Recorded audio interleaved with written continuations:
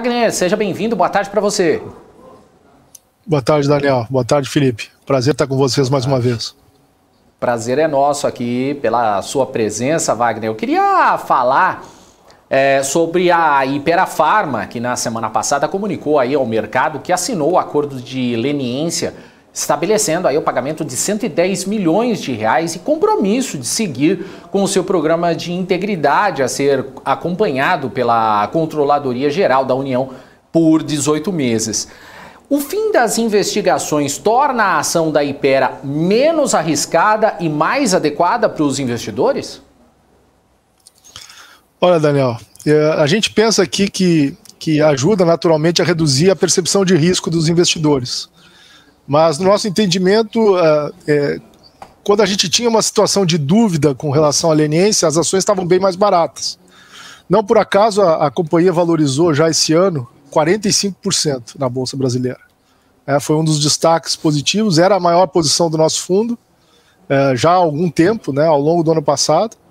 E eu entendo que agora que a gente tem esse risco minimizado, né, praticamente foi colocado para trás, os investidores estão pagando um pouco mais pelas ações, é natural. O múltiplo da Hypera, uma situação do ano passado que você conseguia comprar as ações na faixa aí dos 10, 12 vezes lucro, agora você está pagando mais perto aí dos 15 vezes.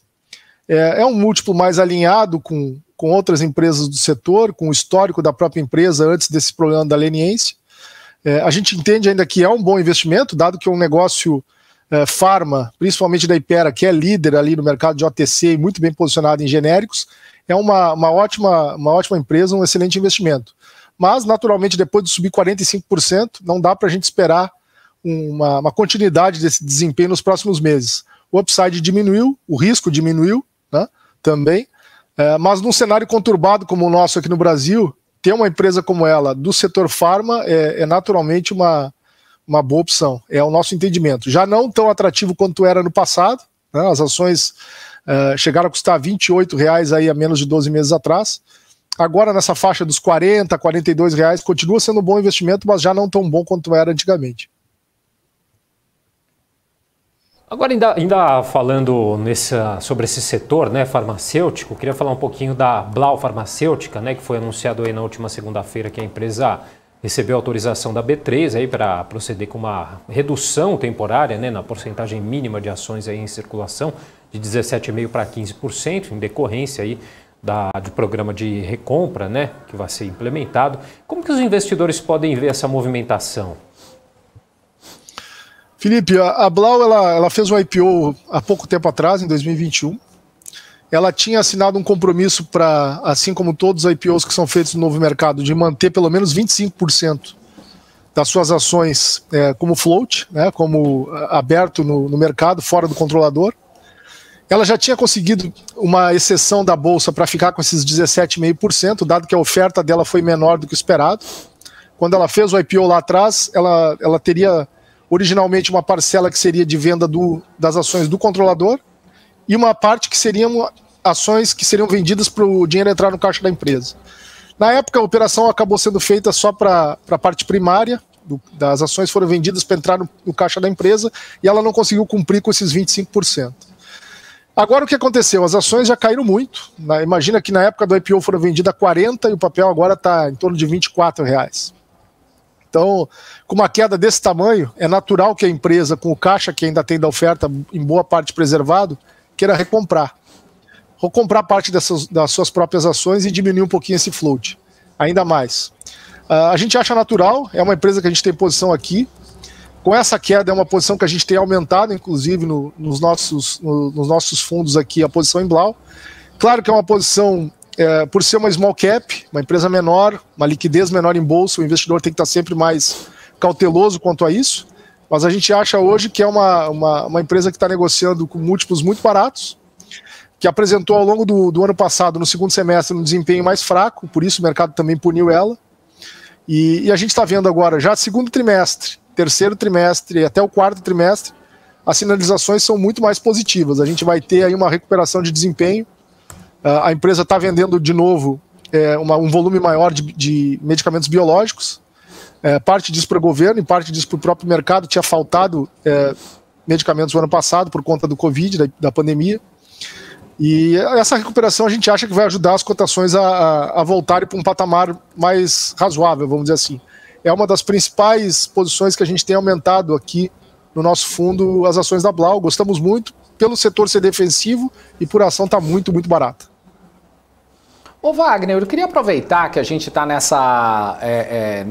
nesse tema de uma informação que surgiu de que o Ministério da Saúde colocou aí que o Brasil pode enfrentar uma crise aí por falta de medicamentos, né?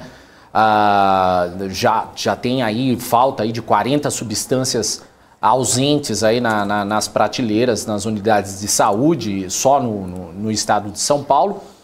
E claro que não é esse o problema que eu queria discutir, mas eu queria saber se esse problema em si ele pode causar algum problema para o setor farmacêutico em si, já que nós tivemos aí uma melhora aí das empresas, principalmente na época da pandemia. Queria saber se isso pode acarretar em algum problema. Daniel, o que está pegando nesse caso são vários problemas, mas um é mais forte, eu diria assim. A gente tem aqui no Brasil uma regulação do setor de medicamentos que estabelece preços para os medicamentos. E esses preços eles são revisados anualmente dentro de uma tabela geral que é a chamada CMED. O que acontece? O Brasil, no mundo inteiro, a gente teve problema de falta de IFAs, né, dos componentes farmacêuticos ativos, né, e teve aumento de preço de tudo. Né? Aumento aqui no Brasil ali de preço local, a gente teve um aumento de dólar, e a maior parte desses princípios que fazem os medicamentos ele é importado. Né?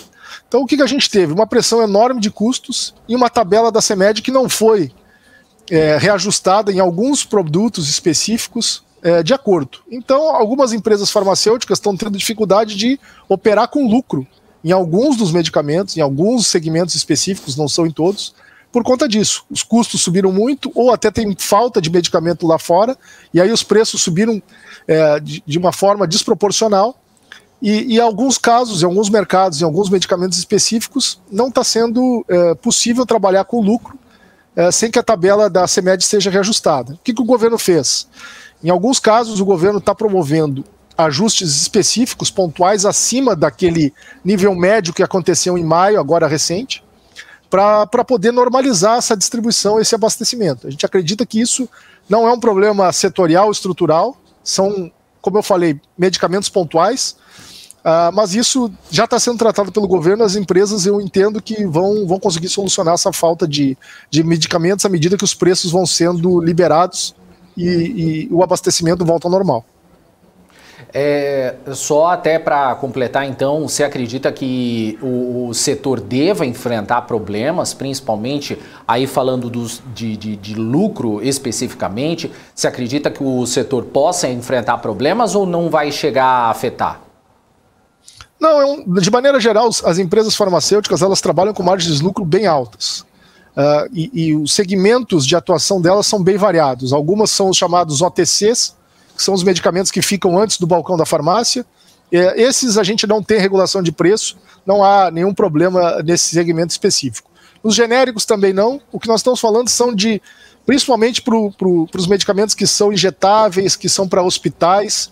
É uma quantidade bem pequena, nada que seja estrutural, não vejo problema para o setor. Há sim falta de alguns medicamentos específicos que, como eu falei, o governo está trabalhando. Acho que a gente não vai chegar a ter uma crise maior quanto a isso. Mas não é um problema estrutural, não vejo perda de receita, de resultados, pelo contrário. O aumento de preços que aconteceu agora em maio, ele foi suficiente para repor essa necessidade de aumento, e as empresas também operam com muita escala e margens bem grandes, não vejo isso como um problema. Boa. Agora, mudando um pouquinho aí de setor, né, falar um pouquinho sobre a Grendene, né, e outras também aí deste ramo. A Grendene, a empresa, anunciou aí que a partir de fevereiro do próximo ano assumirá aí a gestão e administração do sistema de franquias, né, Clube Melissa e Clube Mini Melissa em todo o Brasil, né, e ainda neste gancho aí o desempenho das lojas Renner e SBF, né, que controla a Centauro, a Fisia, né, a NWB e a a OneFan, né? Todas tiveram aí balanços positivos. Como que você analisa os números desse setor? Olhando principalmente as varejistas de vestuário, a gente tem uma situação hoje que, passada a pandemia, vai ser o primeiro ano que a gente está tendo um desempenho limpo, com lojas sempre abertas, sem nenhum tipo de problema de acesso dos clientes. Isso não aconteceu em 2020, não aconteceu em todo 2021, apenas em 2022. Então, quando a gente olha isso, Renner e própria SBF, que é de esportes, né, Centauro e Nike aqui no Brasil, a gente entende que eles vão ter um ano muito forte em termos de venda. O primeiro trimestre já mostrou isso. E por quê? Primeiro porque as operações dessas duas companhias em especial, mas também de maneira geral de todo o setor, elas estão sendo beneficiadas porque os concorrentes menores, muitos ficaram pelo caminho na pandemia. Lojas menores, que não são cadeias de lojas, que não tiveram condições de vender online e se manter suficientemente lucrativas e de pé durante a pandemia, ficaram para trás. Então, todas essas grandes redes de lojas ganharam mercado. Na Centauro, o que a gente está tendo, assim, de uma maneira bem clara, a grande mudança que aconteceu na companhia foi a aquisição da Nike, das operações da Nike no Brasil. Isso mudou o patamar da Centauro, mudou o patamar da SBF como empresa. Eles estão operando muito bem as lojas próprias e principalmente o canal online da operação da Nike, que chama Fisia, e agora já anunciaram um volume grande de abertura de novas lojas Nike no Brasil, de 2 tipos de loja, e eu acho que isso vai alavancar ainda mais as duas operações, tanto de Centauro quanto de Nike. A gente vê com bons olhos, as ações esse ano não subiram muito, ficaram ali alinhadas com o índice, e a gente entende que só a recuperação do desempenho da pandemia, que já está acontecendo, em termos de vendas, mas não ainda em termos de resultado final, de EBITDA e lucro, isso é suficiente para fazê-las voltar aos níveis de preço que elas tinham em bolsa antes da pandemia. Já estão vendendo mais do que antes da pandemia, mas ainda estão sendo negociadas em valores bem menores em bolsa. Tem bastante upside para nós, tanto na Renner quanto na Centauro SBF. Especificamente na relação da Grendene, a Grendene está fazendo um movimento que dá para se dizer já atrasado, de se apropriar da relação direta dela, companhia, com os seus franqueados, né? Ela tinha um master franqueado. Esse master franqueado era quem se relacionava com todos os franqueados, são quase 400 lojas Clube Melissa no Brasil. E a Grendene agora, como esse contrato com o master franqueado estava se encerrando no início de 2023, antecipou a negociação e está assumindo isso. A gente entende que isso vai ser muito importante, principalmente porque ao assumir essa relação com os franqueados, ela vai poder entender melhor como esses franqueados estão vendo as operações na ponta, vai poder gerenciar melhor o canal de vendas, repor mais rapidamente e também passar para todos eles com mais rapidez a atualização quais são os produtos que estão vendendo mais, ela poder reagir melhor também nessa demanda de ponta, vai poder auxiliar eles mais na parte online, né, relacionar melhor com esses franqueados sobre as vendas online. Se você olhar no conjunto como um todo, é muito positivo. E na Grendene eu também destaco a operação que ela fez para o exterior, para o mercado externo. Ela fez uma joint venture o ano passado com o grupo 3G Radar, mas também 3G Capital, para operar nos Estados Unidos, China, Canadá, principalmente nesses mercados, e a gente acha que isso, quando a gente tem um horizonte de tempo um pouco maior, vai ser uma mudança de patamar da companhia. Hoje as vendas externas representam em torno de 15%, 20% do total. A gente imagina que elas podem equilibrar, a venda externa ser pelo menos igual ao mercado interno, um horizonte de 4, 5 anos é bem razoável. E isso, com a rentabilidade que tem a operação da Grendene, muda o patamar da companhia. Uhum. Agora, o Wagner, acabou agora há pouco aí o prazo para a reserva de ações da Eletrobras com o FGTS, né? Ou seja, quem tinha saldo no FGTS pôde usar até 50% do fundo para comprar as ações da companhia. Quem comprou fez um bom negócio? E eu queria também saber qual que é, no caso, a expectativa aí de retorno. Daniel, quando a gente olha a alternativa de colocar o dinheiro em ações da Eletrobras ou deixar no FGTS, me parece muito claro que é muito, muito positivo alocar em ações da Eletrobras.